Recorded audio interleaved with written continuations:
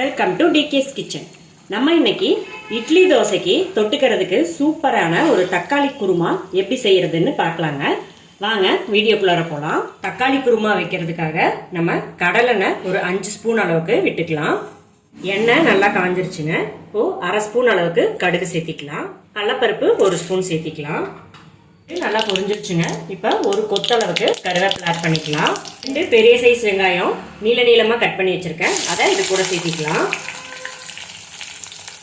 2 பச்சை மிளகா 2 கீறி வச்சிருக்கேன், அதை சேர்த்திக்கலாம்.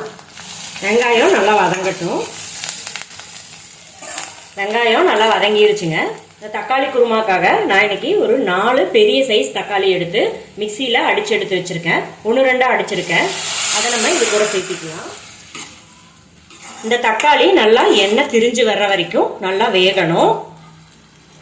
இப்போ இந்த குழம்புக்கு தேவையான அளவு உப்பு சேர்த்திக்கலாம்.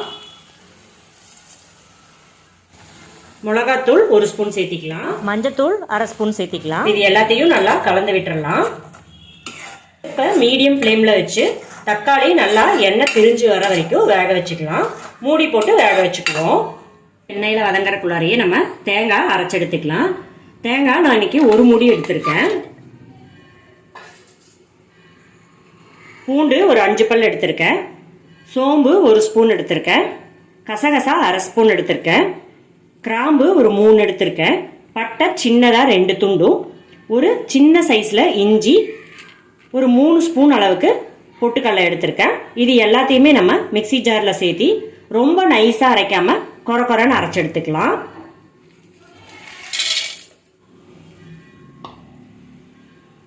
பாருங்க, இந்த அளவுக்கு அரைச்சி எடுத்தா போதும். தக்காளி நல்லா எண்ணெய் திரிஞ்சு வெந்துட்டு இருக்குங்க.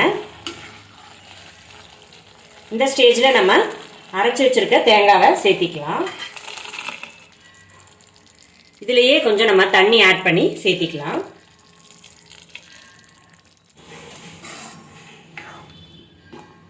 இப்போ இந்த குருமாவுக்கு தேவையான அளவு தண்ணி சேர்த்திக்கலாம்.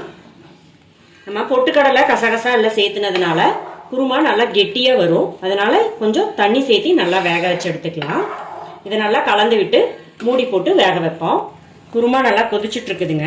இப்போ அடுப்பை மீடியம் ஃப்ளேமில் வச்சு மூடி போட்டு ஒரு 10 நிமிஷத்துக்கு வேக வச்சு எடுத்துக்கலாம்.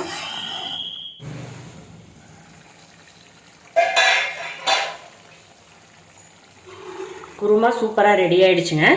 அவ்வளோதாங்க, கொத்தமல்லி தழை தூவி இறக்கிடலாம். சூப்பரான தக்காளி குருமா ரெடி ஆயிடுச்சுங்க.